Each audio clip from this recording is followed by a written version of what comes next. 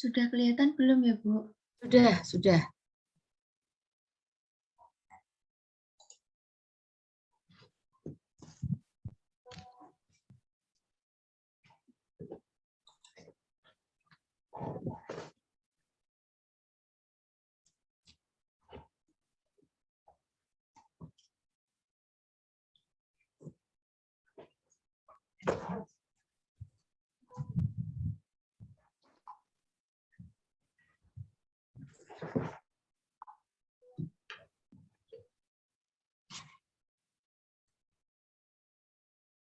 Baik, langsung kita mulai ya, Bu.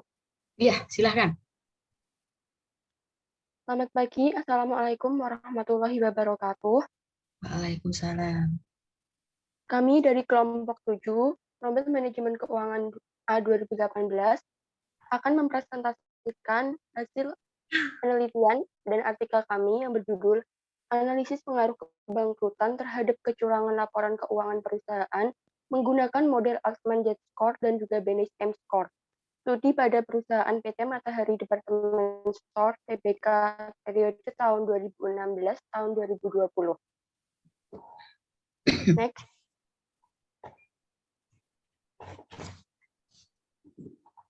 Kami, anggotanya terdiri dari Nabila Mutiarani Almira, saya sendiri Ervina Dwi Septiani, Atika Isnaini, dan Siti Ahiriyah. Next. Outline atau pokok bahasan yang akan kami sampaikan dan kami diskusikan pada kesempatan kali ini. Yang pertama adalah latar belakang penelitian, motivasi penelitian, tujuan penelitian, kontribusi penelitian, hipotesis penelitian, data dan sampel penelitian, metode penelitian, hasil penelitian, dan kesimpulan serta saran.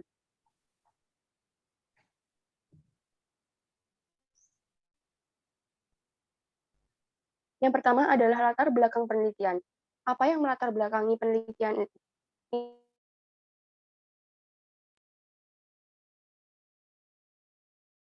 Banyak gerai serta swalayan dan toko retail lainnya. Matahari Department Store dengan kode MIN LPPF merupakan salah satu raksasa retail terbesar di Indonesia yang mengalami penurunan pendapatan beberapa tahun terakhir. Adapun pendapatan bersih turun 24,98 menjadi 1,16 triliun rupiah di kuartal 1 2021 dibandingkan pada kuartal 1 tahun 2020 yang tercatat 1,55 triliun rupiah. Masalah inilah yang dapat mempengaruhi pelaku bisnis, khususnya dalam hal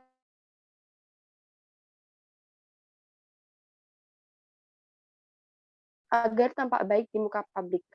Dalam hal ini, laporan keuangan yang sudah termanipulasi tentunya akan menyesatkan penggunanya yang menggunakan laporan keuangan ini sebagai dasar pengambilan keputusan. Next. Selanjutnya akan dijelaskan oleh teman saya.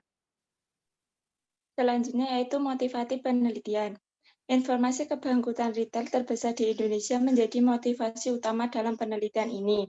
Dibuktikan dengan banyaknya perusahaan retail yang menutup gerai karena turunnya daya beli masyarakat dan gerai yang dinilai tidak menghasilkan keuntungan atau kurang produktif. Adanya rencana penutupan 13 gerai PT Matahari Department Store pada tahun 2001 juga mendukung motivasi dilakukannya penelitian ini. Ditambah juga dengan adanya perbedaan pendapat dari hasil penelitian terdahulu, diantaranya Nugroho et al. Tahun 2018 yang berpendapat bahwa financial distress berpengaruh positif terhadap fraud dan sebaliknya, menurut pendapat George pada tahun 2009 yang berpendapat bahwa variabel financial distress tidak mempunyai pengaruh terhadap kemungkinan perusahaan melakukan kecurangan pelaporan keuangan. Next. Untuk tujuan penelitian ini bertujuan untuk menguji kembali bagaimana pengaruh kebangkrutan perusahaan terhadap kecurangan pelaporan keuangan perusahaan. Next. Selanjutnya akan dijelaskan teman saya. Oke, selanjutnya ada kontribusi penelitian. Kontribusi penelitian ini diharapkan bisa memberikan literatur terbaru terhadap penerapan teknik menganalisis laporan keuangan perusahaan menggunakan pendekatan dua model. Yang pertama model Altman untuk memprediksi kebangkrutan perusahaan, dan yang kedua model Altman-Binnis M-Score, di mana untuk pendeteksian kecurangan dalam pelaporan keuangan perusahaan. Next. Selanjutnya ada hipotesis penelitian. Perusahaan yang mengalami financial distress merupakan salah satu tanda akan terjadinya penipuan dalam laporan keuangan dengan cara memanipulasi atau mengelabui laporan keuangan perusahaan dengan menunjukkan kondisi perusahaan yang terlihat baik di mata publik. Sehingga dapat ditarik hipotesis kebangkrutan pada perusahaan PT Matahari Department Store yang dihitung dengan model Altman Z-score berpengaruh positif terhadap terjadinya kecurangan laporan keuangan perusahaan yang dihitung dengan model Binnis M-score. Next. Lanjut ada data dan sampel penelitian. Untuk data penelitian memperoleh data yang terdaftar di BI, yaitu laporan keuangan PT Matahari Department Store tahun 2016 sampai 2020. Untuk jenis sumber data yang digunakan dalam artikel ini adalah data sekunder. Lalu untuk sampel penelitiannya sendiri, teknik pengambilan sampel dilakukan secara acak atau random sampling. Dan keuangan perusahaan Matahari Department Store tahun 2016 sampai 2020. Pemilihan sampel ini dikarenakan berkaitan dengan tema penelitian, yaitu perusahaan Matahari Department Store yang dikabarkan akan menutup banyak gerainya sehingga terindikasi mengalami kebangkrutan. Next. Selanjutnya metode penelitiannya itu ada 4. Yang pertama analisis indeks, ada perhitungan Altman Z-score, perhitungan Binnis M-score, dan ada uji T parsial. Rumus untuk menghitung Binnis M-score sendiri itu seperti yang tertera di PPT ini ya teman-teman. Sedangkan untuk rumus untuk menghitung Altman Z-score itu menggunakan persamaan ini. Z-score sama dengan 6,56x1 plus 3,26x2 plus 6,72x3 plus 1,05x4. Selanjutnya akan dijelaskan oleh teman saya.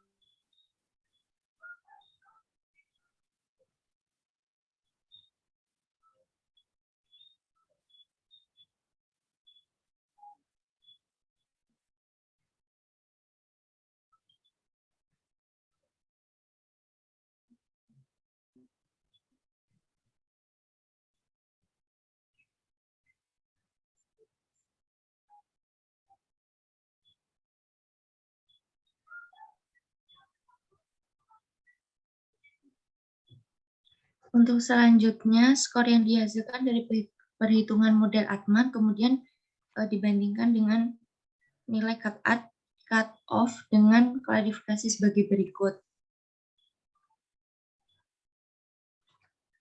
Jika perusahaan punya nilai Z atau kurang dari 1,1, maka perusahaan bisa dalam kondisi bangkrut.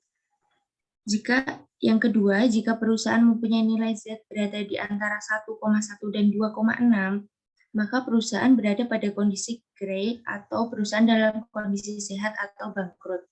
Yang ketiga adalah jika perusahaan punya nilai Z lebih dari 2,6, maka perusahaan dalam kondisi yang sehat. Dalam tabel ini, pada tahun 2020 nilai Z-nya itu kurang dari 1,1. Sehingga dapat disimpulkan bahwa Matahari Department Store mengalami kebangkrutan pada tahun 2020.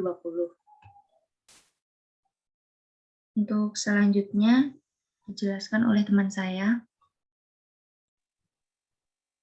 Selanjutnya adalah tabel analisis deskriptif statistik. Berdasarkan tabel tersebut, mengenai uji statistik deskriptif menunjukkan bahwa jumlah observasi atau N dari penelitian ini sebesar 5. Variabel M-score menunjukkan bahwa nilai yang terkecil adalah 1,85 dan nilai terbesarnya adalah 3,57. Hasil dari perhitungan tersebut mengartikan bahwa jumlah M-score perusahaan yang diobservasi paling kecil adalah 185% dan tertingginya adalah 357%. Dalam perhitungan menggunakan model Beneš M-score, nilai rata-ratanya yaitu 2,6240, sehingga PT Matahari Department Store berdasarkan hasil tersebut dapat dikatakan bahwa perusahaan terindikasi melakukan kecurangan laporan keuangan karena rata-rata 22. Sedangkan untuk nilai standar deviasinya sejumlah 0,6420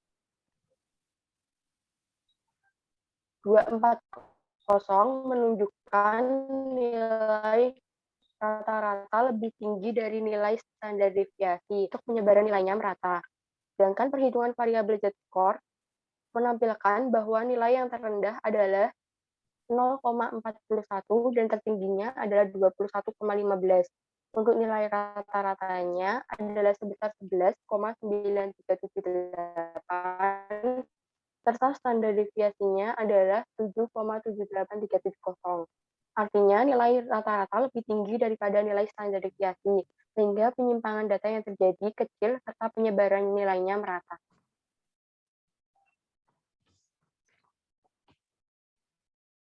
Lanjut, analisis regresi linear sederhana berdasarkan dari tabel dapat ditarik persamaan M-score sama dengan 0,075 plus 0,020. Jadi persamaan tersebut dapat disimpulkan bahwa Z-score berpengaruh positif terhadap M-score. PT Matahari Department Store memiliki signifikansi 0,035 yang dimana ini kurang dari 0,05 yang mempunyai arti data tersebut dinyatakan tidak berkontribusi secara normal. Dan juga dapat diketahui karena signifikansi 0,035 di bawah 0,05, maka sebagaimana kebangkrutan perusahaan PT Matahari Department Store berpengaruh positif dan signifikan terhadap kecurangan laporan keuangan yang dihitung menggunakan model Beneš M-score. Selanjutnya yaitu analisis koefisien determinasi. Dapat diketahui bahwa nilai adjusted R-square sebesar 0,757 yang menunjukkan bahwa variabilitas variabel dependen yang dapat dijelaskan oleh variabel independen sebesar 75,7%. Hal ini berarti 75,7% pengungkapan M-score dipengaruhi oleh Z-score, sedangkan 24,3% M-score dapat dijelaskan oleh variabel lain yang tidak diteliti dalam penelitian ini. Next. Selanjutnya akan dijelaskan oleh teman saya. Kesimpulan dari penelitian ini, yang pertama, terjadi kecurangan laporan keuangan yang dilakukan oleh perusahaan PT Matahari Department Store yang terhitung dengan menggunakan model Beneš M-score pada periode tahun 2016 hingga 2020. Yang kedua, terjadi kebangkrutan pada perusahaan Matahari Department Store yang dihitung menggunakan model Altman Z-score pada periode tahun 2020. Selanjutnya, terdapat hubungan positif antara kebangkrutan perusahaan dengan kecurangan laporan keuangan yang dilakukan oleh perusahaan PT Matahari Department Store.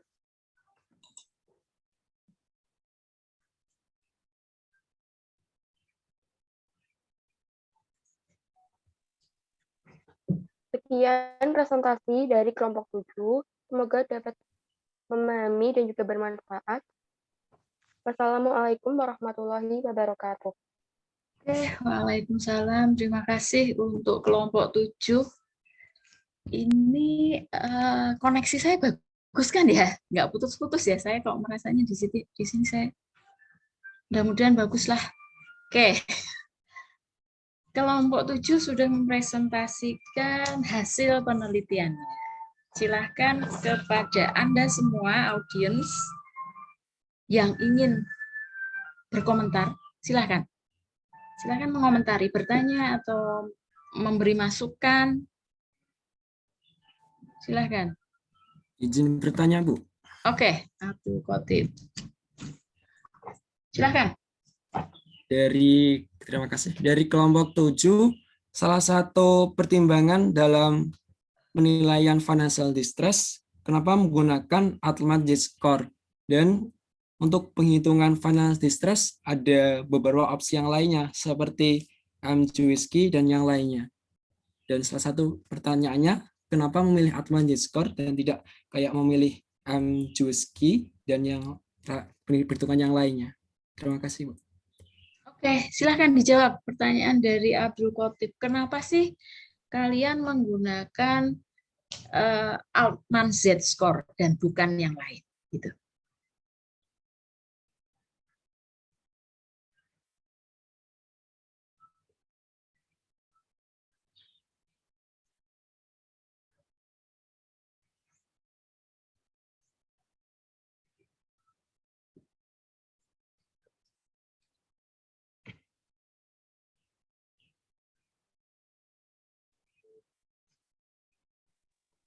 Sebelumnya izin menjawab pertanyaan dari Mas Nasih.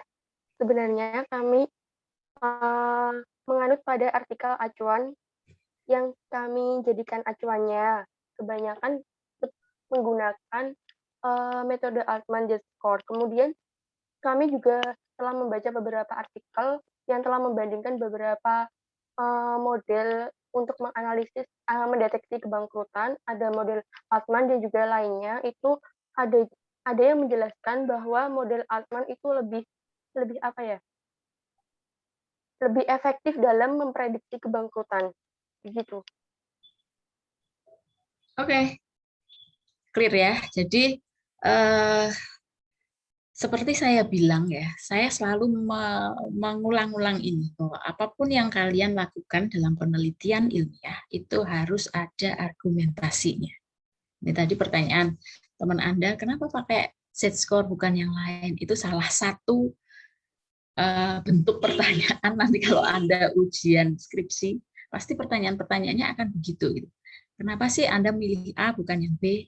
Kenapa yang C bukan yang D? Begitu kan? Harus ada argumentasinya. Nah, cara memberi argumentasi tadi dari kelompok 7 benar gitu bahwa kalian Anda mengikuti penelitian-penelitian terdahulu yang menggunakan Altman Z-score itu karena menurut mereka Altman Z-score itu lebih efektif dalam mendeteksi kebangkrutan. Nah, that's it gitu. Jadi itu salah satu cara menjawab bahwa memang bagaimanapun kita harus merefer gitu ya penelitian-penelitian terdahulu itu karena Anda masih ada di level S1 skrip. Jadi di level S1 nyusun skripsi itu sebetulnya cuman untuk kita berlatih menulis gitu.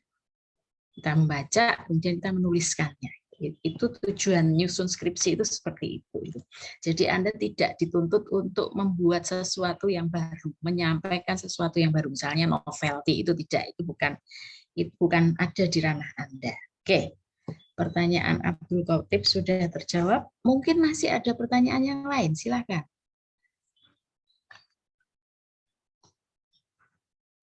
Masih ada pertanyaan kah? Tidak? Oke. Giliran saya ya memberi komentar. Jadi penelitian ini sebetulnya bertujuan untuk menguji apakah prediksi kebangkrutan. Karena Altman Z-score itu sebetulnya kan merupakan prediksi apakah suatu perusahaan itu akan bangkrut atau tidak bangkrut. Ya kan? Gitu kan? Jadi Anda ingin menguji apakah perusahaan-perusahaan yang diprediksikan akan bangkrut itu cenderung melakukan kalau saya tidak mau menggunakan istilah kecurangan, manipulasi enggak sih, tapi earning management itu saja. Earning management karena hati-hati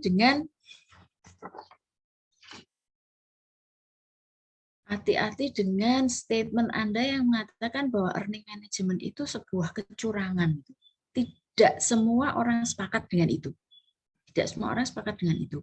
Karena perusahaan-perusahaan, ada kecenderungan perusahaan-perusahaan itu melakukan earning management, manajemen laba, gitu kan, pada ketika akhir tahun. Gitu. Sehingga kemudian menimbulkan yang namanya January effect.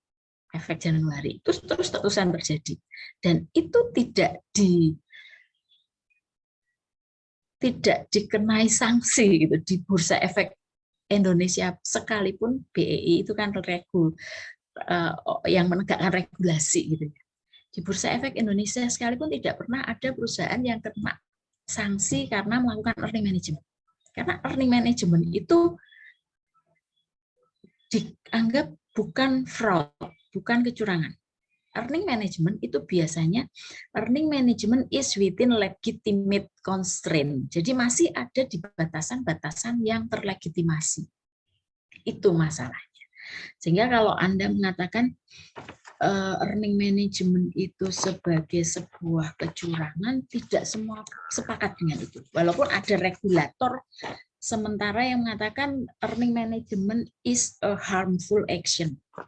Tindakan-tindakan yang kadang-kadang membahayakan. Oke, kemudian yang harus didudukkan lagi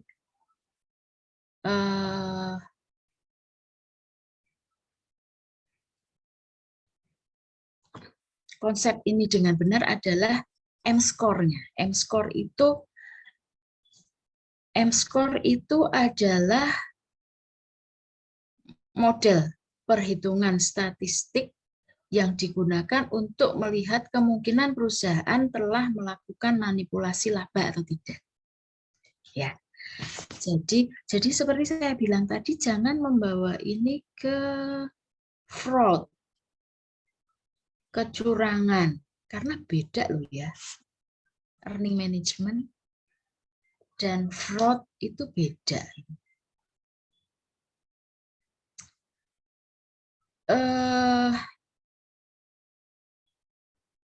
Nanti Anda pastikan lagi apakah M-score itu, karena di sini manipulasi laba ya, bukan manajemen laba yang Anda tuliskan begitu. Kemungkinan perusahaan telah melakukan manipulasi laba atau tidak itu di bagian kajian literatur.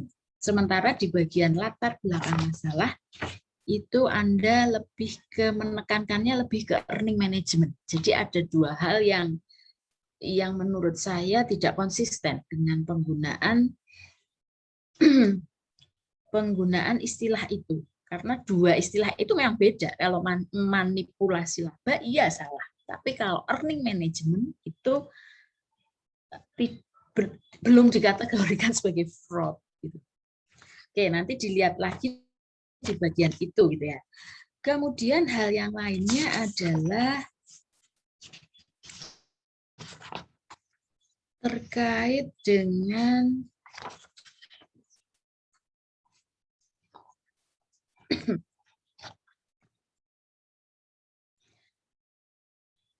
cara Anda membangun hipotesisnya. Saya belum menemukan Anda membangun hipotesis dengan benar. Walaupun iya Anda sudah menyampaikan penelitian-penelitian terdahulu yang melakukan model begini gitu ya. Mereka mencari apakah memang ada pengaruh prediksi kebangkrutan terhadap tindakan-tindakan perusahaan yang melakukan earning management. Ada penelitian-penelitian yang melakukan itu. Cuman Anda tetap harus membangun hipotesisnya itu dengan melogikakan hubungan tadi.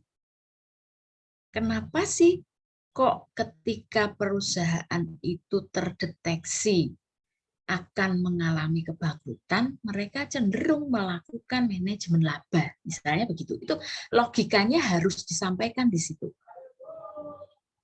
Apakah karena memang mereka ingin menunjukkan bahwa kinerjanya masih bagus, sehingga sinyal yang disampaikan ke publik itu diharapkan jadi sinyal positif, sehingga nanti reaksi pasarnya positif, sehingga akan membuat perusahaan ini tidak jadi bangkrut dan seterusnya. Logika itu harus disampaikan, harus tersampaikan. Tidak cuma Anda menyampaikan bahwa dari penelitian terdahulu itu ada yang menemukan bahwa memang prediksi kebangkrutan berhubungan positif dengan kecenderungan perusahaan melakukan manajemen laba. Tidak cukup itu. Tapi Anda harus melogikakan gitu ya, melogikakan. Kalau misalnya ada teori, bawa ke teorinya, Teorinya mana sih yang mengatakan itu gitu ya? Itu harus dilakukan gitu. Nah, itu saya belum temukan di bagian bagaimana Anda membangun hipotesisnya. Belum saya temukan. Sehingga itu harus Anda tambahkan. Sementara di bagian latar belakang masalah, oke, sudah lumayan bagus latar belakang masalahnya. Kemudian yang jadi masalah lagi adalah di bagian metode penelitian. Ada banyak definisi-definisi yang saya pertanyakan. Karena di bagian metode penelitian ini Anda memberikan banyak definisi gitu ya.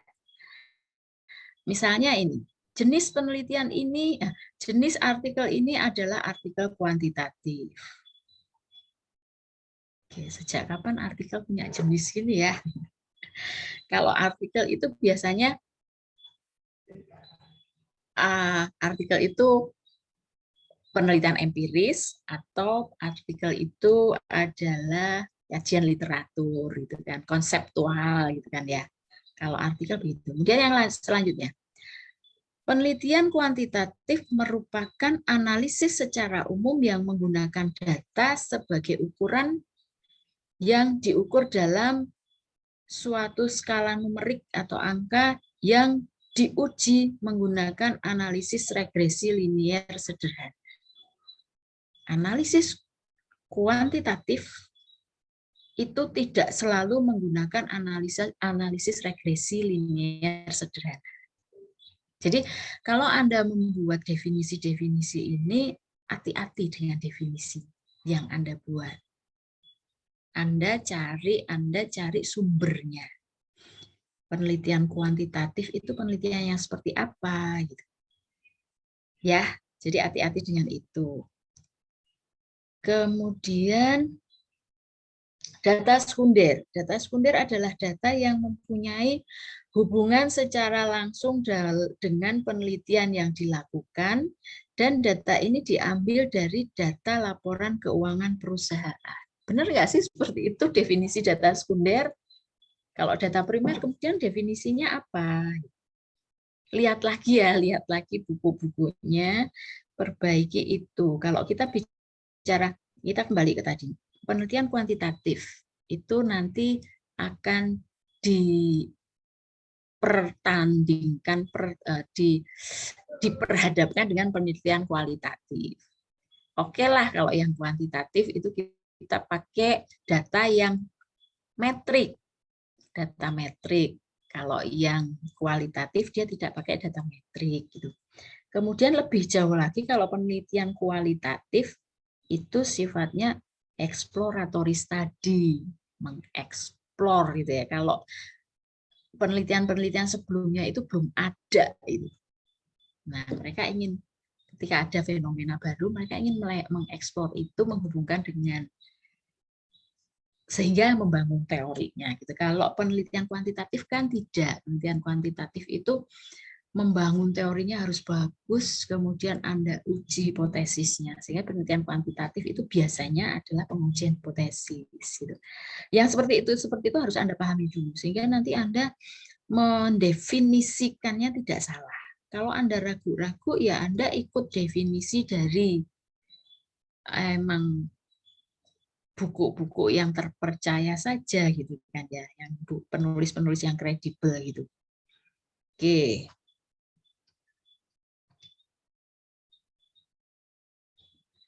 Kemudian Anda mengatakan bahwa penelitianmu ini adalah penelitian deskriptif. Apakah iya penelitianmu cuma sekedar penelitian deskriptif gitu? Karena Anda nguji hipotesis loh. Ya, hati-hati dengan itu. Di bagian itu banyak sekali kesalahan definisi yang Anda lakukan. Oke, kemudian teknik pengambilan sampelnya dilakukan secara acak, random sampling. Padahal penelitianmu ini adalah penelitian studi kasus. Jadi, kalau di studi kasus itu kan Anda milih kasusnya itu biasanya ada alasan-alasan tertentu. Kenapa Anda milih di Matahari Department Store gitu kan ya. Apakah Anda ngambil secara random? Enggak kan? Kalau random itu Anda harus mendefinisikan dulu populasinya apa, kemudian dari situ diambil secara random. Tapi di sini saya tidak melihat itu. Anda langsung menunjuk matahari sebagai subjek penelitiannya. Penelitian-penelitian model begini itu biasanya bisa saja penelitian pesanan. Anda memang diminta oleh PT Matahari untuk, "Mbok tolong lakukan penelitian pada perusahaan Anda, pada perusahaan saya." Bisa begitu. Tapi kalau di kasus Anda, harusnya Anda mengatakan penelitian ini studi kasus pada Matahari, alasannya apa? Kenapa Anda memilih Matahari sebagai kasusnya? Tapi kemudian ketika Anda memilih studi kasus pada Matahari, ini jadi menurut saya data yang Anda gunakan jumlahnya terlalu kecil untuk bisa Anda lakukan regresi. Karena N Anda cuma 5. N Anda cuma 5. Dari 2016 sampai 2020. Sehingga jumlah N-nya terlalu kecil untuk Anda bisa melakukan regresi. Ada salah satu buku yang walaupun saya tidak bersepakat dengan ini gitu ya. Ada salah satu buku yang mengatakan kalau mau regresi itu N minimal 30 katanya gitu kan. Cut off-nya minimal 30. Walaupun saya sih tidak terlalu bersepakat, tapi 30 itu buat saya itu sudah terlalu kecil juga gitu. Sudah terlalu kecil juga. Jadi kalau saran saya kalau memang Anda ingin melakukan uji regresi, uji pengaruh, harusnya Anda ambil semua perusahaan-perusahaan yang memang terdeteksi akan mengalami kebangkrutan. Toh Matahari pun ini ketika Anda hitung Z-score-nya di 4 tahun tadi kalau hasil dari data Anda di 4 tahun itu nilai Z-score-nya masih sangat tinggi loh, masih jauh di atas 1,1. Cuman di tahun terakhir dia 0, berapa itu, sehingga kalau di tahun terakhir itu ya prediksinya dia akan bangkrut. Walaupun sampai sekarang Matahari belum bangkrut kan ya, karena saya belum mendengar kabar Matahari mengajukan pilot untuk dibangkrutkan, tidak. Itu angka-angka itu cuma prediksi, enggak angka prediksi. Kemudian benar atau tidak prediksinya itu kan bisa juga meleset. Ya, jadi kalau saran saya itu jangan ngambil cuma satu perusahaan, banyak perusahaan supaya Anda memang bisa meregresikan data-data tadi. Kalau N-mu cuma 5, kemudian hasil regresinya itu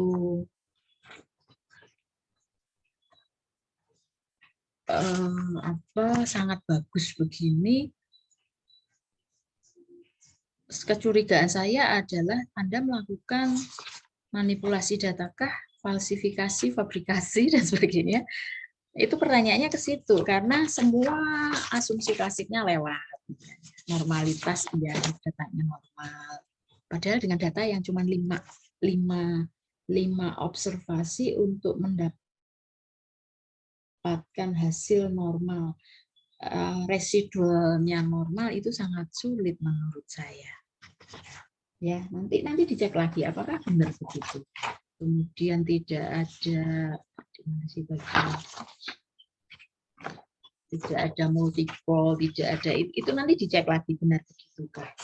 Kemudian Anda melaporkan R-square-nya juga sangat tinggi. R-square-nya Anda laporkan 0,8, kayaknya 80-an% gitu ya. 80-an%. Adjusted R-square-nya 75,7%. Which is ini untuk penelitian keuangan sangat tinggi. Sangat tinggi. Saya tidak tahu apakah memang karena datamu itu N-nya 5, terus di sini yang di X-nya kan juga 5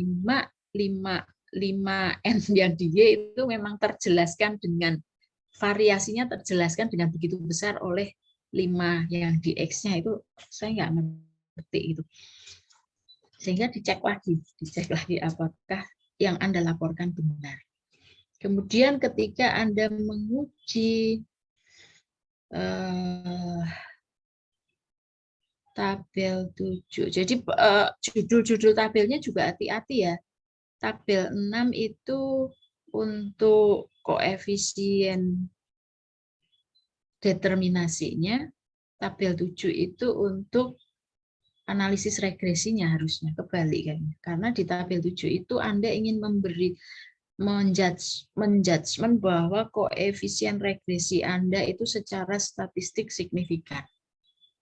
Cuman yang jadi pertanyaan saya, karena di situ Anda menampilkan nilai T hitungnya gitu. T hitungnya, walaupun sebetulnya nggak perlu juga sih karena kita punya sig yang bisa dipakai. Cuman yang menjadi pertanyaan saya, T hitung Anda itu negatif di set score, tapi itu standar deviasi ya. Kok standar deviasi? Jadi hati-hati juga dengan cara melaporkannya. Ketika Anda ingin mencari kesimpulan apakah koefisien regresinya itu secara statistik signifikan atau tidak, ya Anda tampilkan koefisien regresinya berapa, kemudian signya berapa itu. Kemudian Anda bandingkan dengan alfanya gitu. Maaf Bu, itu sepertinya tabelnya salah Tabelnya input, Bu. salah input. Oke, nanti diperbaiki. Karena tadinya saya mencurigai Anda karena uji T-nya negatif tapi koefisien regresinya kok jadi positif gitu. Ternyata di situ standar error, kan koefisien regresi. Ya.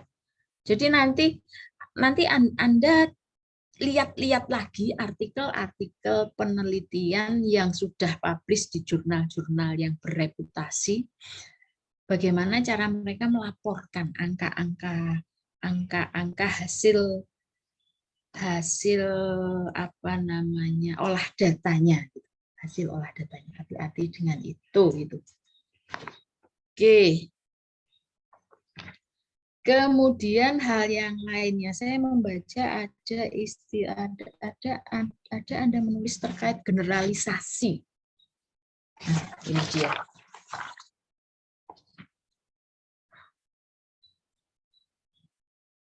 Di bagian analisis data, jika hipotesis 0 diterima, maka hasil penelitian tersebut dapat digeneralisasikan. Jika hipotesis 0 ditolak, maka hasil tersebut tidak dapat digeneralisasikan. Hati-hati dengan ini loh ya. Kalau H0 diterima, itu berarti hipotesis kerjanya itu ditolak. Tidak ada kait-mengkait dengan generalisasi gitu. Maksud saya itu. Jadi generalisasi itu adalah kalau untuk model penelitian begini itu ditentukan oleh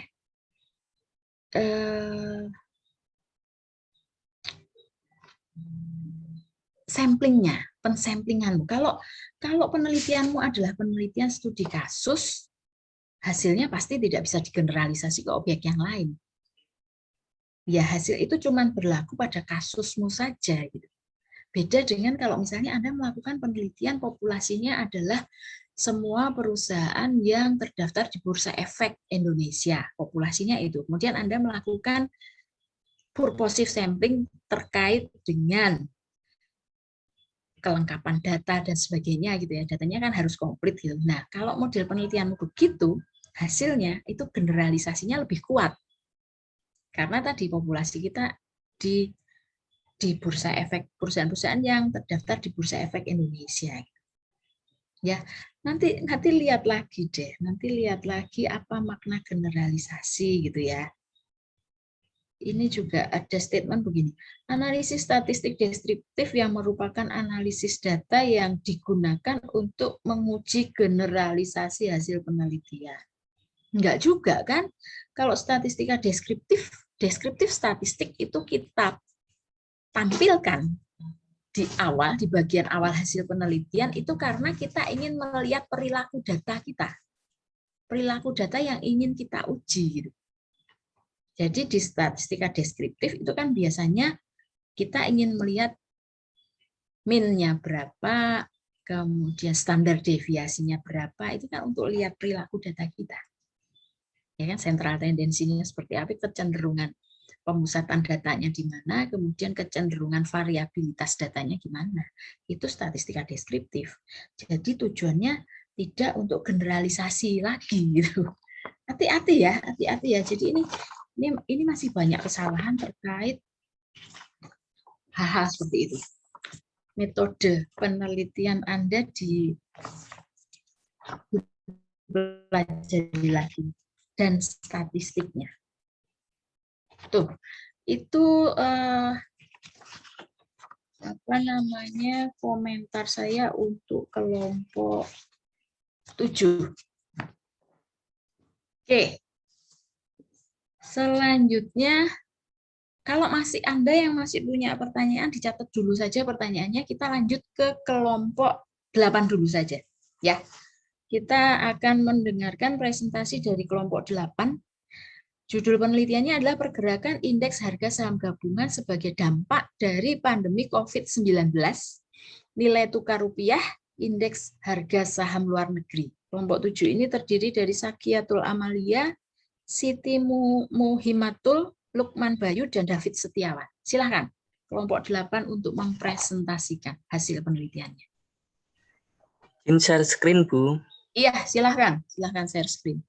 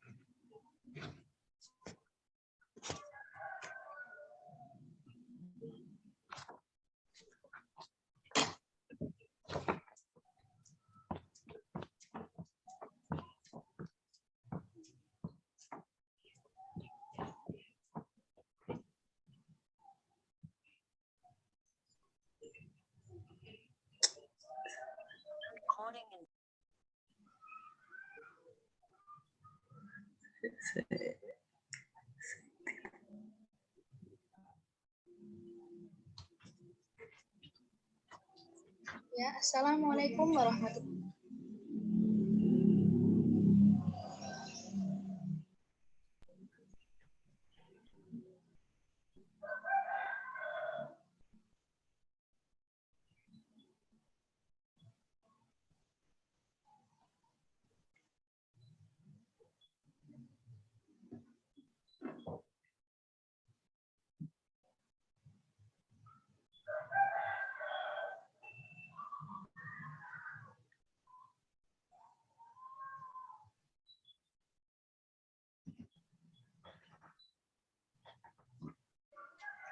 Ya, Assalamualaikum warahmatullahi wabarakatuh. Salam sejahtera untuk kita semua. Terima kasih atas waktu yang telah diberikan.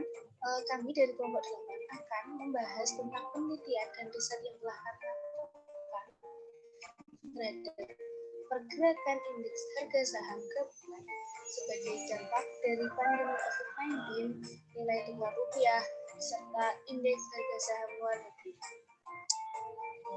Baik, sebelum masuk ke pembahasan, akan dijelaskan oleh anggota kelompok kami. Perkenalkan, kami dari kelompok 8 yang beranggotakan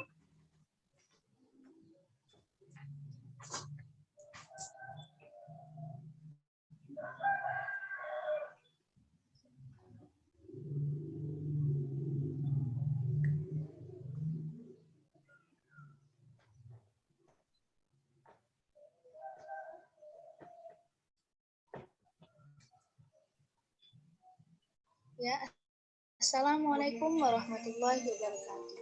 Salam sejahtera untuk kita semua. Terima kasih atas waktu yang telah diberikan. Kami dari kelompok 8 akan membahas tentang penelitian dan riset yang telah kami lakukan terhadap pergerakan indeks harga saham gabungan sebagai dampak dari pandemi COVID-19, nilai tukar rupiah, serta indeks harga saham luar negeri. PPT-nya belum kelihatan loh. Belum kelihatan, Bu. PPT-nya belum Bentar. kelihatan.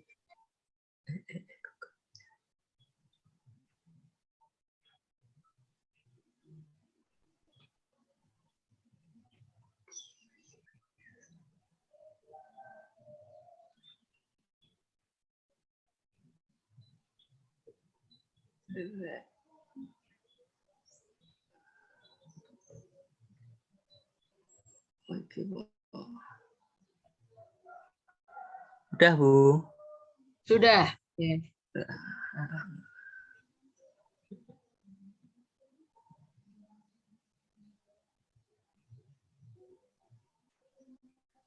Oke, baik. Ya, Assalamualaikum warahmatullahi wabarakatuh.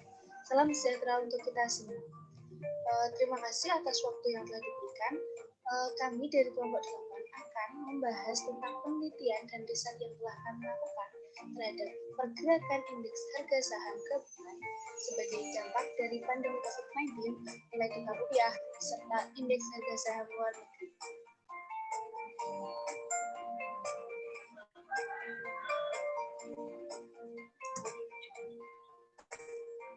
Baik, sebelum masuk ke pembahasan yang akan dijelaskan oleh anggota kelompok kami, perkenalkan kami dari kelompok 8 yang beranggotakan Zakiatul Alia, Siti Muhammadul Alia, Iqbal Dia, dan David Sijan dari manajemen keuangan A 2018.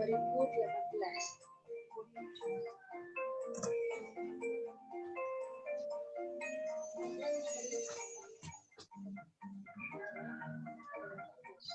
penelitian hipotesis, data penelitian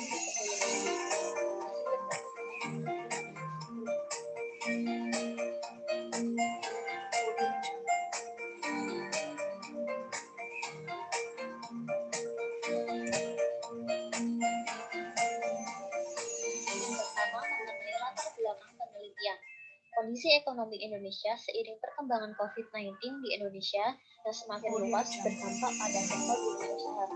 Selain itu, gejala kepanikan akibat kasus COVID-19 menimbulkan penurunan produksi, permintaan, penurunan daya beli, beban biaya, produksi, dan pendapatan. Nilai tukar rupiah berada pada posisi rentan selama penyebaran wabah COVID-19 yang menyebabkan kepanikan di pasar global. Pada saat kondisi krisis, para investor global lebih tertarik untuk menyimpan kekayaannya dalam bentuk aset-aset yang aman dan menghindari aset berisiko seperti saham. Kondisi ini mempengaruhi siklus pasar keuangan dan berdampak kepada turunnya harga-harga saham global dan mengakibatkan penurunan indeks harga saham gabungan atau IHSG. Selain itu, faktor eksternal ekonomi lainnya yang juga memberi dampak terhadap IHSG yaitu indeks saham luar negeri seperti Dow Jones dan Nikkei 225.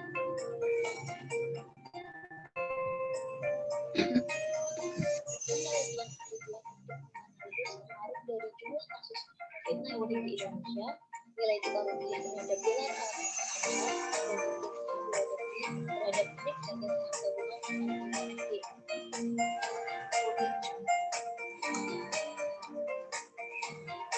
Selanjutnya ada variabel independen adalah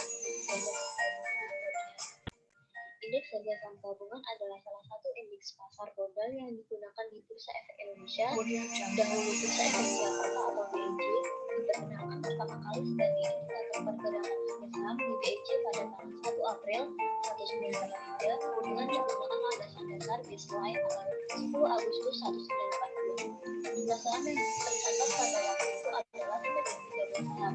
Indeks harga saham gabungan digunakan untuk kinerja kerja saham yang tercatat di Bursa Efek dan perhitungannya menggunakan metode rata-rata terhitung berdasarkan jumlah saham yang tercatat atau weighted average method. Variabel dependennya nilai tukar rupiah sebagai X1. Nilai tukar atau harga itu kurs atau dan nilai tukar rupiah mata uang asing didefinisikan sebagai jumlah domestik yang dibutuhkan, yaitu banyaknya biaya yang dibutuhkan untuk memperoleh satu unit mata uang asing. Nilai tukar adalah pertukaran antara dua mata uang yang berbeda, yaitu merupakan perbandingan nilai atau harga antara kedua mata uang tersebut. Indeks komposit Dow Jones DJI sebagai ekspedisi. Dow Jones sebagai DJI Industrial Average pertama kali dikeluarkan pada tanggal 26 Mei 1896 dan merupakan indeks tertua di Amerika Serikat. Rata-rata 12 perusahaan industri terpenting di Amerika Serikat adalah representasi dari indeks ini.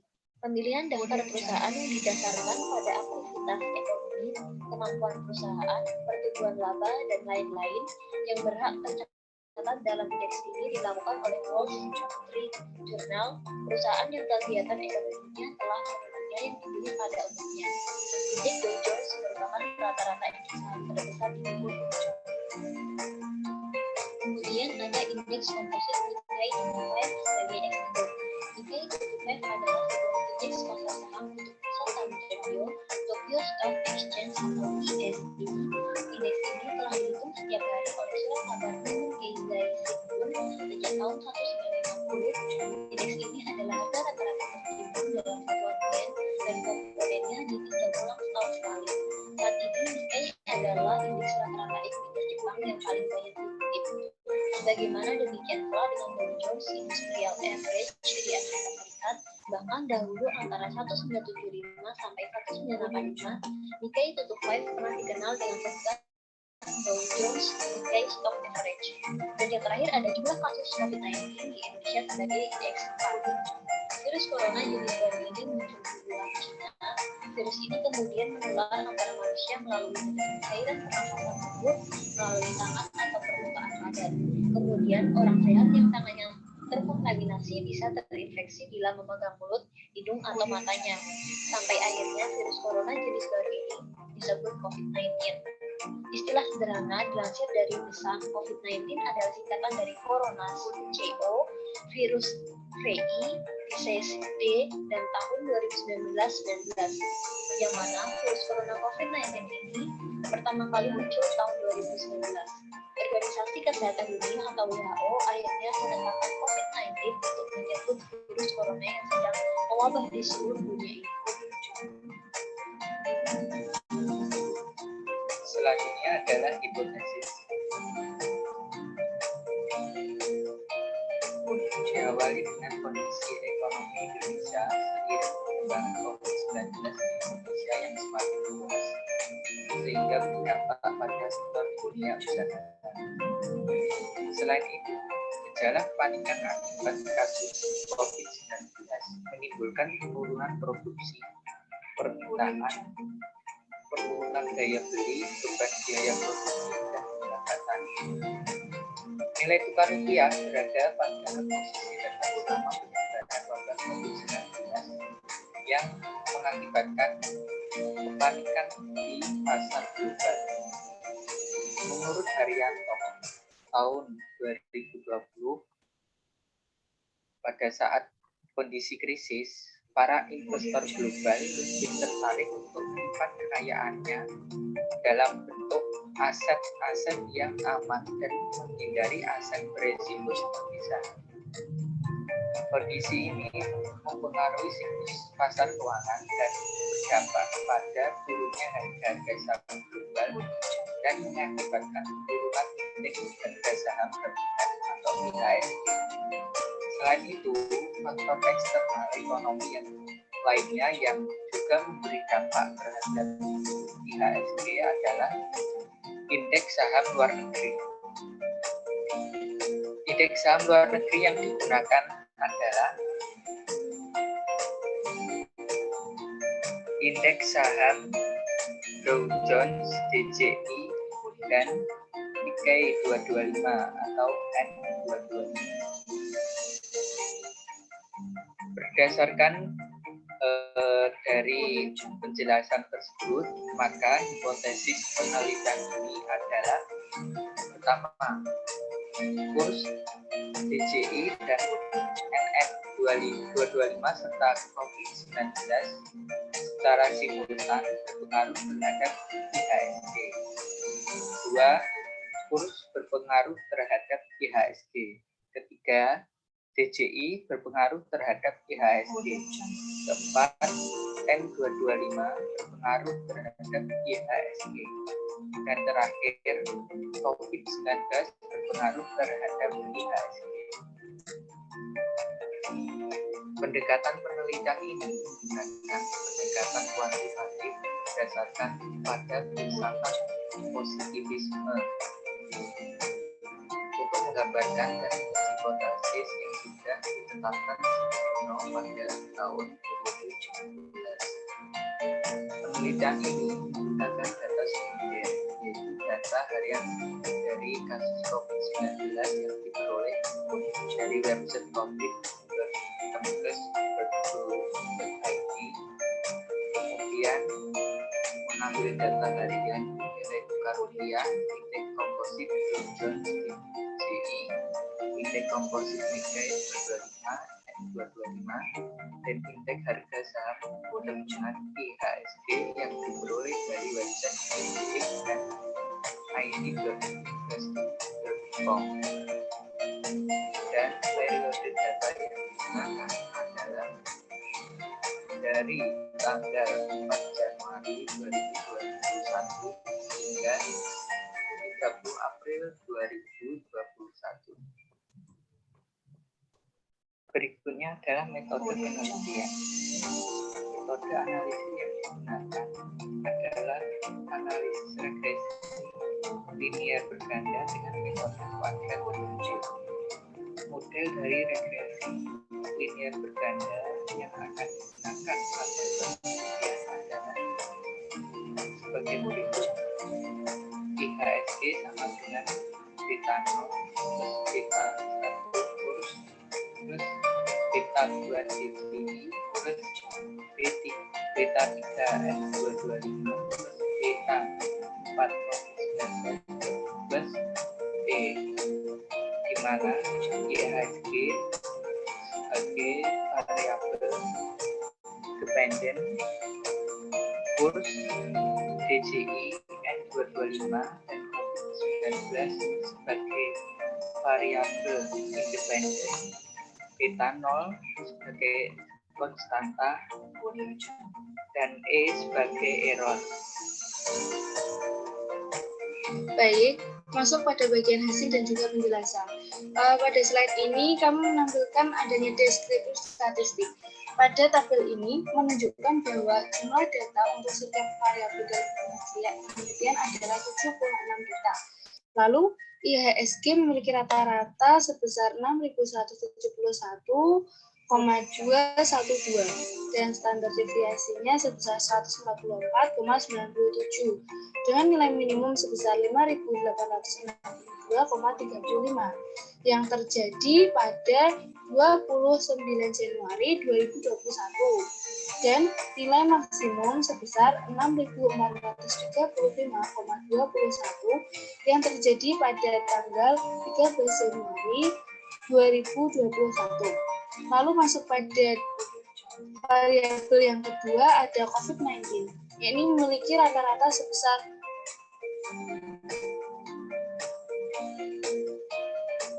1.320.2.604,0,789 dan standar deviasi sebesar 268.200,95 dengan nilai minimum sebesar 772.103 yang terjadi pada tanggal 4 Januari 2021 dan nilai maksimum sebesar 1.688.368 yang terjadi pada tanggal 30 April 2021.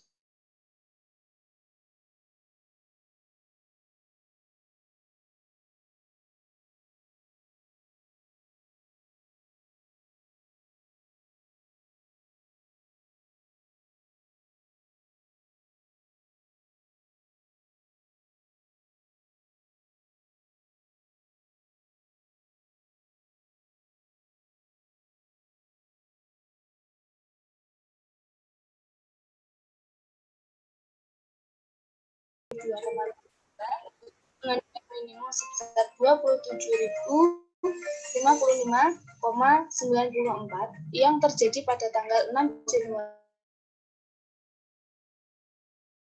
dari N225 sebesar 30.467,75 yang terjadi pada tanggal 16 Februari 2021.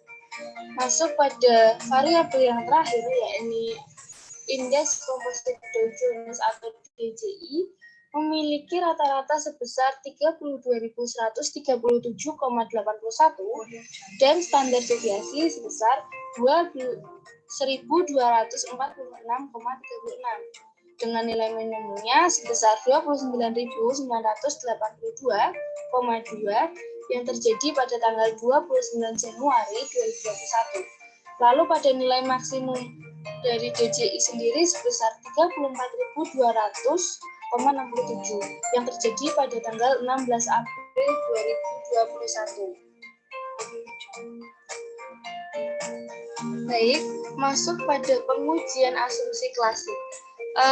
Uji asumsi klasik dilakukan agar keabsahan hasil uji hipotesis dan uji koefisien model pada analisis regresi linear dapat dipertanggungjawabkan. Uji asumsi klasik sendiri yang dilakukan ada uji normalitas, uji homoskedastisitas, uji autokorelasi, dan juga uji multikolinearitas. Langsung kita masuk pada uji yang pertama pada pengujian asumsi klasik, yakni uji normalitas. Uji normalitas pada data transformasi dapat dilihat pada tabel bahwa transformasi menggunakan uji Kolmogorov-Smirnov memberikan p-value yang lebih dari 0,2. Hasil dari uji ini, yakni yang lebih dari 0,2, itu termasuk lebih besar dari tingkat signifikansi dari 0,05. Maka dapat dikatakan bahwa asumsi normalitas terpenuhi. Ini data tersebut termasuk data yang normal. Lalu masuk pada pengujian asumsi klasik yang kedua ada uji homoskedastisitas. Uji homoskedastisitas pada data transformasi menggunakan uji Gleiser yang memberikan p-value sebesar 0,21. Nilai sebesar 0,21 ini lebih besar dari tingkat signifikansi 0,05, sehingga dapat dikatakan bahwa asumsi kehomogenisasian terpenuhi. Lalu masuk ke uji autokorelasi. Uji autokorelasi pada data transformasi menggunakan Darwin-Watson test. Pada tabel memberikan p-value sebesar 0,327. Hasil 0,327 lebih besar dari tingkat signifikansi 0,05. Maka dapat dikatakan antarsisaan variabel bebas atau tidak terjadi autokorelasi. Lalu masuk pada uji multikolinearitas. Uji multikolinearitas pada data transmutasi dapat dilihat di tabel berdasarkan nilai variance inflection factor masing-masing variabel bebas. Variabel bebas yang pertama ada COVID-19 yang memiliki variance inflection factor sebanyak 6,544. Lalu variabel bebas yang kedua yakni kurs atau nilai mata uang memiliki variance inflection factor sebesar 5,058. Variabel bebas yang ketiga memiliki nilai variance inflection factor sebanyak 1,848. Dan pada variabel bebas yang terakhir yakni Dow Jones DJI memiliki variance inflection factor 7,526. Semua variabel bebas memiliki nilai variance inflection factor yang lebih dari 0. Artinya, tidak terdapat hubungan antar variabel bebas atau tidak terjadi tes.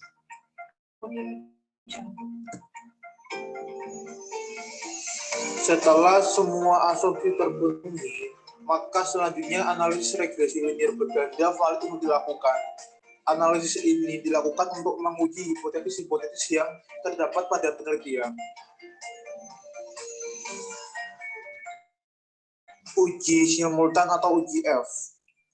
Tabel 3 menunjukkan bahwa nilai F hitung adalah 13,718 dan nilai F tabel adalah 2,50 dengan DF pembilang 4 dan DF penyebut 71 pada tingkat signifikan 5%. Karena nilai F hitung lebih besar dibandingkan F tabel, maka H0 ditolak. Hal ini juga dapat dilihat dari p-value yang lebih kecil daripada tingkat signifikan. Artinya, jumlah kasus COVID-19 di Indonesia, nilai tukar rupiah terhadap dolar AS, Nikkei 225 atau simultan mengaruhi pergerakan IHSG. Berdasarkan kesimpulan dari tabel 3, F memberikan hasil yang signifikan sehingga dapat dilanjutkan dengan uji parsial atau JT. Uji parsial atau JT.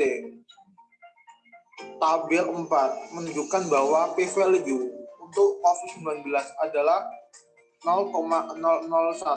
Nilai ini lebih kecil dibandingkan signifikan yaitu 0,05.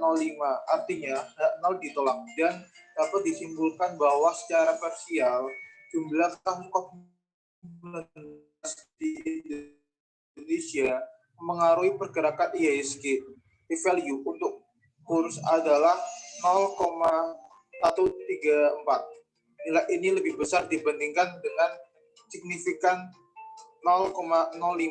Artinya H0 diterima dan dapat disimpulkan bahwa secara parsial nilai tukar rupiah terhadap dolar AS tidak mengaruhi pergerakan IHSG. P-value untuk Nikkei 225 adalah 0,00. Nilai ini lebih kecil dibandingkan tingkat signifikan yaitu 0,05. Artinya tolak dan dapat disimpulkan bahwa secara parsial indeks komposit Nikkei 225 mengaruhi pergerakan IHSG. P-value untuk Dow Jones adalah 0,134. Nilai ini lebih besar dibandingkan tingkat signifikan 0,05. Artinya H0 diterima dan dapat disimpulkan bahwa secara parsial indeks komposit Dow Jones tidak mempengaruhi pergerakan IHSG.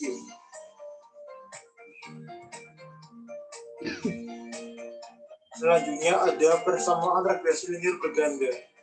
Persamaan regresi di atas menunjukkan bahwa jika kasus COVID-19 di hari sebelumnya naik 10%, maka IHSG akan terkoreksi sebesar 0,00%. Jika nilai tukar rupiah terhadap dolar AS naik 10%, maka IHSG akan terkoreksi sebesar 1,91%.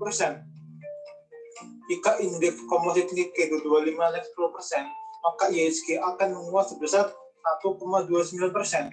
Jika indeks komposit Dow Jones naik 10%, maka IHSG akan menguat sebesar 0,43%.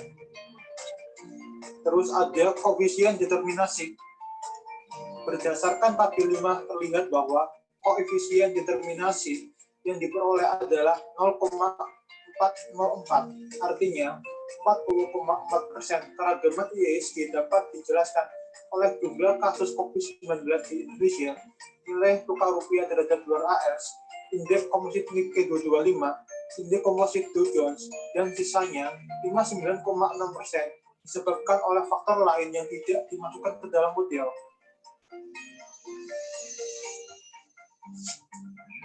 Kesimpulannya adalah berdasarkan dari hasil analisis dan pembahasan dapat disimpulkan bahwa secara simultan jumlah kasus COVID-19 di Indonesia, data harian nilai tukar rupiah terhadap dolar AS, indeks komposit Dow Jones, indeks komposit Nikkei 225 mempengaruhi IHSG, sedangkan secara parsial jumlah kasus COVID-19 dan indeks komposit Nikkei 225 mempengaruhi terhadap IHSG. Akan tetapi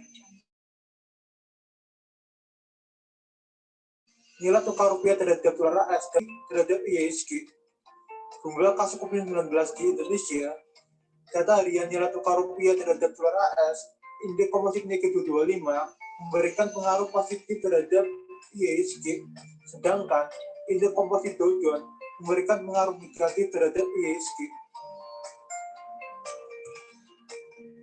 Baik, itu sedikit penjelasan dan juga pembahasan dari penelitian dan riset dari kelompok 8. Terima kasih atas perhatiannya. Tetap sehat untuk kita semua. Semoga kita dapat bertemu di lain kesempatan setelah adanya pandemi COVID ini. Terima kasih. Wassalamualaikum warahmatullahi wabarakatuh.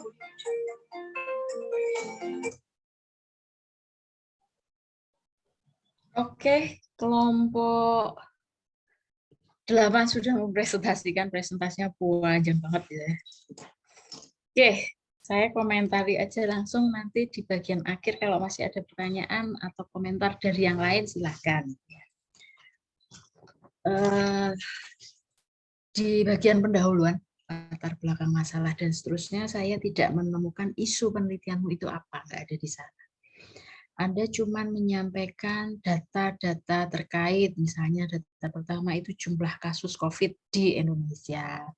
Data yang berikutnya pergerakan IHSG di Indonesia, pergerakan nilai tukar rupiah terhadap dolar. Kemudian pergerakan indeks komposit Dow Jones dan indeks komposit Nikkei. Udah cuman itu yang Anda sampaikan di bagian latar belakang. Tapi Anda tidak berusaha menyampaikan isu penelitianmu itu apa sih, masalah yang ingin kamu teliti itu apa, terus kemudian kenapa kamu meneliti itu, motivasinya apa, dan sebagainya, itu nggak ada. Oke, sehingga itu perlu ditambahkan, karena seperti saya bilang, nyawa dari sebuah artikel itu di bagian latar belakangnya. Jadi kalau saya mau jual, misalnya saya mau menjual proposal tertentu, itu biasanya orang yang membeli itu akan melihat latar belakangnya dulu apa. Kemudian kalau semua pertanyaan, semua kebutuhan dia terjawab di situ, ya dia akan memutuskan oke.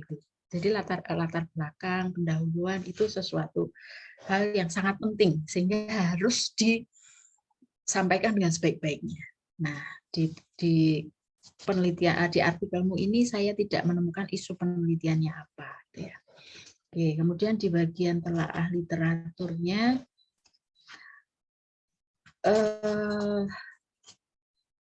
sama sekali tidak ada teori yang disampaikan di sana. Anda cuman menguraikan IHSG itu apa, kemudian nilai tukar itu apa. Anda memberi judul pengaruh nilai tukar terhadap IHSG, tapi isinya cuma nilai tukar itu apa. Termasuk juga yang indeks juga begitu gitu.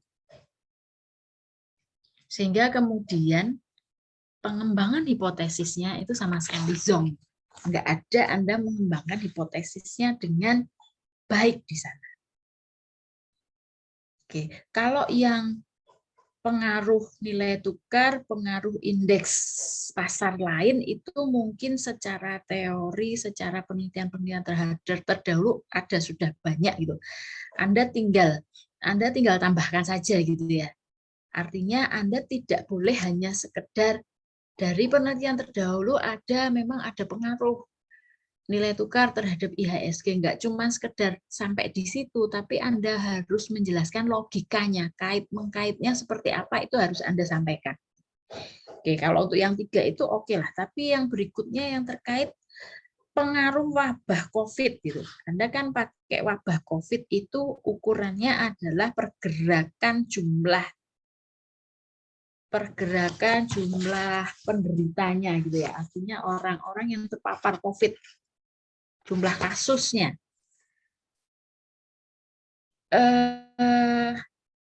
Kalau kita bicara statistik, semua angka Anda regresikan itu akan keluar hasilnya. Angka apapun Anda masukkan, Anda running akan keluar hasil. Cuman masalahnya adalah ada maknanya nggak bersamaan itu. Nah, termasuk juga ketika Anda ingin meregresikan kasus harian terhadap apakah ada pengaruh kasus harian COVID terhadap IHSG. Yang harus Anda lakukan adalah yang paling penting itu bukan statistical exercise-nya, tapi apa mendasari Anda sehingga Anda kok menghipotesiskan seperti itu? Anda menghipotesiskan ada pengaruh jumlah kasus COVID terhadap IHSG. Ini dasarnya apa? Itu yang harus diberikan. Sehingga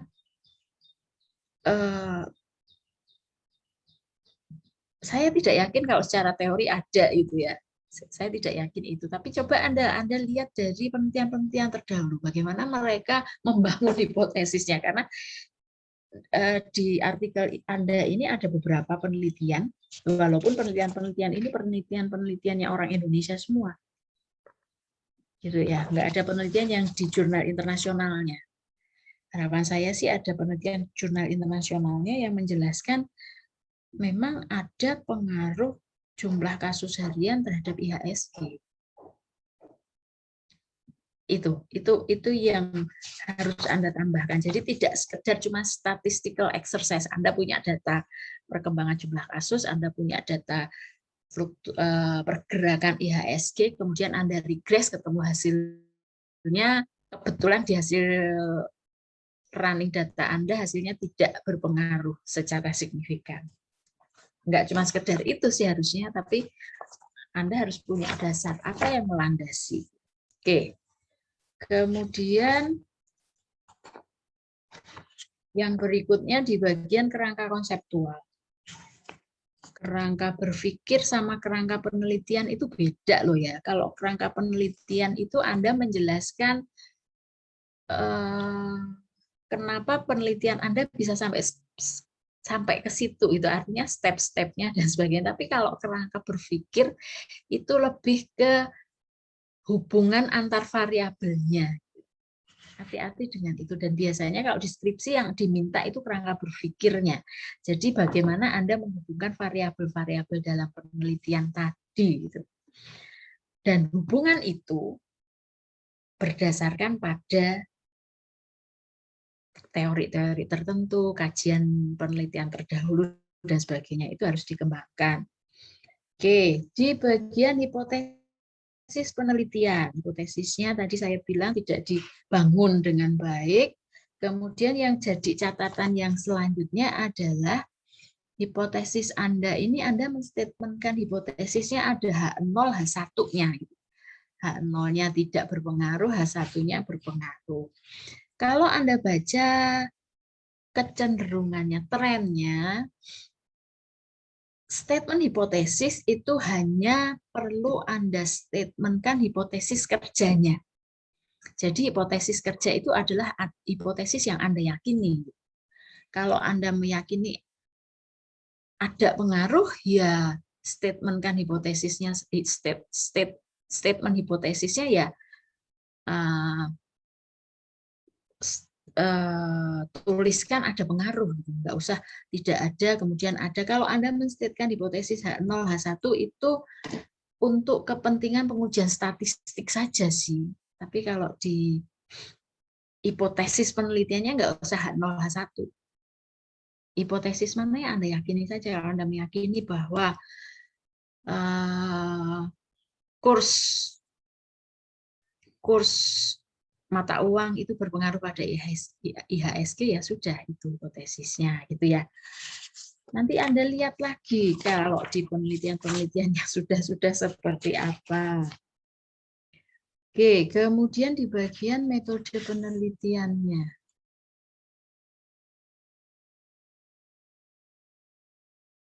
Oke, Anda pakai, karena ini IHSG ya, jadi kita cuma punya indeks harga saham gabungan, yaitu satu itu, kemudian periodenya.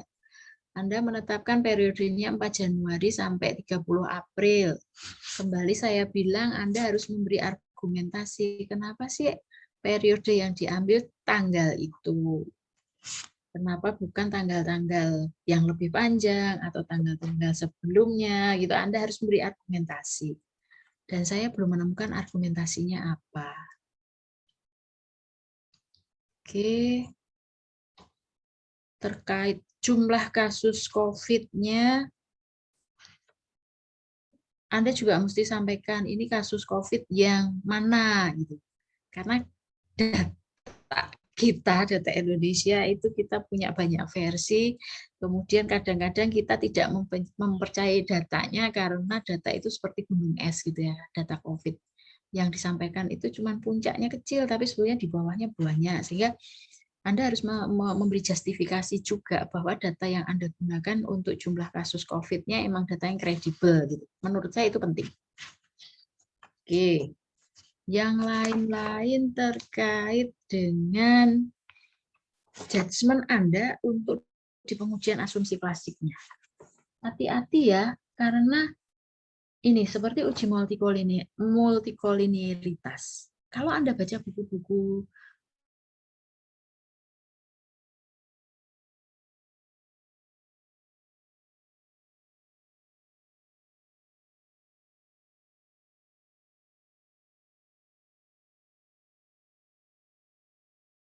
statistik cut off 10 itu berarti tidak terjadi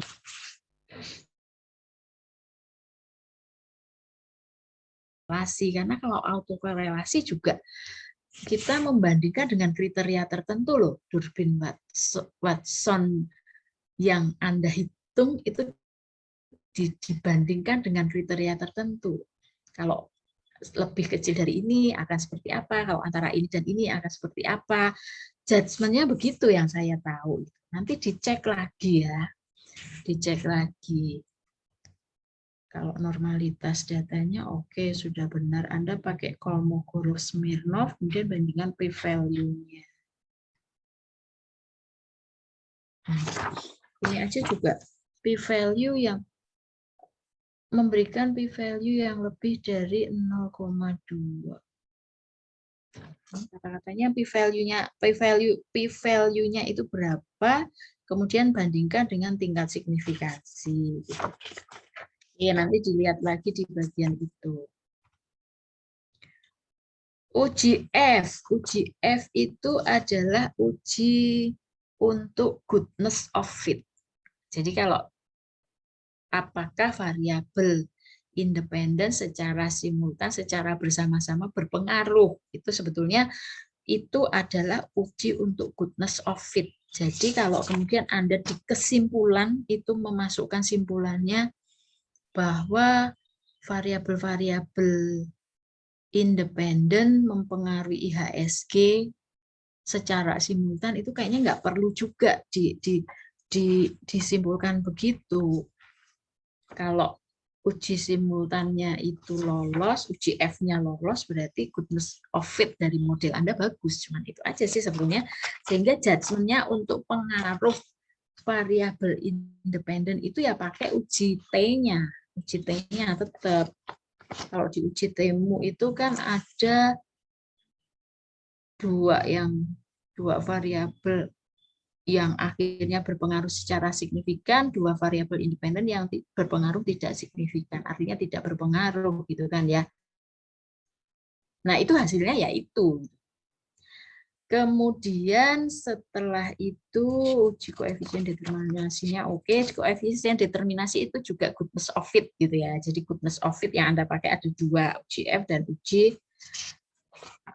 koefisien determinasi. Sayangnya setelah itu Anda tidak memberikan pembahasan. Jadi ini cuman Anda menyampaikan hasil penelitiannya.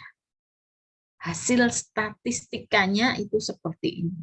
Padahal yang lebih penting dari itu adalah pembahasannya. Itu nggak ada. Sehingga Anda perlu menambahkan pembahasannya. Oke, itu komentar dari saya. Silahkan kalau misal masih ada komentar dari yang lain, pertanyaan, komentar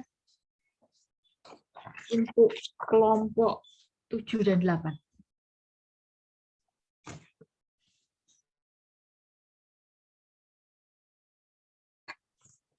Ya, tidak ada, kita sudah hampir jam 8.47, hampir 2 jam. Oke, tidak ada, sudah tidak ada, benar. Minggu depan masih ada 2 hasil penelitian lagi yang akan kita diskusikan dari kelompok 9 dan 10. dipersiapkan baik-baik. Kemudian kalau memang karena ini kan kelompok yang akhir-akhir gitu ya, jadi Anda sudah dari kelompok-kelompok yang awal-awal kan Anda setidak-tidaknya juga sudah dapat banyak masukan gitu. Kalau misalnya Anda ingin merubah artikel yang sudah disubmit sehingga presentasinya itu sudah sedikit ada revisi sebelum dikomentari lagi, itu nggak apa-apa. Kemarin ada satu kelompok yang mengajukan, Bu, boleh nggak kalau kami mengganti artikelnya, artinya setidak-tidaknya sudah ada effort untuk merevisi artikelnya, kemudian presentasinya supaya bisa lebih baik, itu nggak apa-apa. Karena kalau yang kelompok-kelompok terakhir itu nanti kesempatan revisinya sebelum submit di UAS itu kan cuma pendek. Kalau yang kelompok awal, presentasinya awal kan relatif panjang gitu. Jadi ada benarnya gitu kalau Anda sudah mulai merevisi berdasarkan masukan dari kelompok-kelompok, masukan untuk kelompok-kelompok yang lain. Oke, jadi nanti kelompok 9, 10 kalau mau mempresentasikan artikel yang sudah direvisi, enggak apa-apa. Bilang ke saya, nanti kirim hasil revisiannya ke saya, itu yang Anda presentasikan. Dari situ kan nanti kalau Anda dapat masukan, mungkin untuk revisi ke UAS-nya, ujian akhir semesternya bisa lebih sedikit gitu ya. Oke, begitu. Sudah, boleh saya akhiri ya. Kita ketemu minggu depan jam 7.15. Mudah-mudahan tidak terganggu dengan agenda-agenda yang lain. Jadi kita bisa running jam 7.15. Begitu. Terima kasih untuk kehadirannya hari ini. Sekali lagi kita akan ketemu minggu depan. Yang jelas tetap jaga kesehatan karena hari-hari ini kasus COVID-nya semakin pertambahannya semakin luar biasa. Di UNES aja kita kemarin ada berita ada beberapa yang terkonfirmasi positif termasuk yang di Fakultas Ekonomi. Sehingga kemudian kita kemarin disarankan untuk khusus untuk yang memang wajib hadir di kampus untuk kembali WFH dan WFO diatur itu. Ya, jadi hati-hati, tetap hati-hati. Oke, begitu ya saya akhiri ya. Terima kasih, selamat pagi. Terima kasih, Bu. Oke, Bu. Oke. Terima kasih. Terima kasih, Bu. Ya.